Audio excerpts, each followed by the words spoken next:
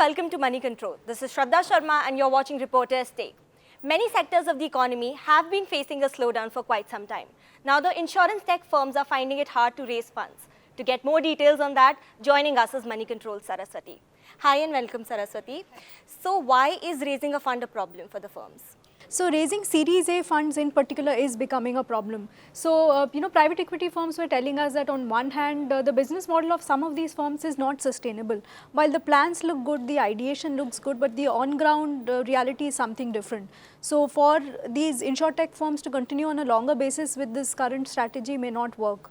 And on the other hand, they don't have a long-term vision. For private equity firms who enter and exit businesses within 3 to 5 years, they would want a concrete plan for the business to be, revenue positive and be operationally sustainable.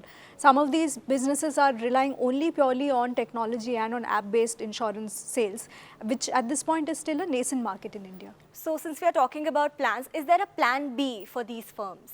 So at this point, since it is becoming difficult for these firms, there are two things which these companies are trying to do. First of all, they are trying to pivot into different businesses. Now we know that insurance is a part of the financial services industry. So these firms are looking at, the equity market, for instance, or the mutual fund industry to look at similar plans that could complement the existing offerings so that even if the insurance business suffers because of lack of funds, the other businesses do well. On the other hand, they are also open to any acquisitions or being acquired by the larger firms as well. So if you talk about revival, is there any hope for revival for these firms? So currently, the situation is grim and revival, if at all, will happen only after January 2020. So at this point, the companies are looking at, staying put and doing the existing business with a larger distribution reach.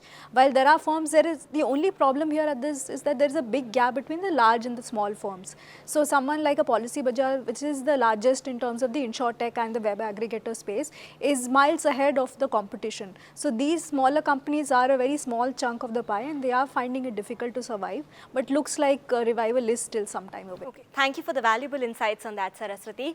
That's all for today's episode of Reporter's Take. For more news, views and updates, stay logged on to moneycontrol.com. Thanks for watching.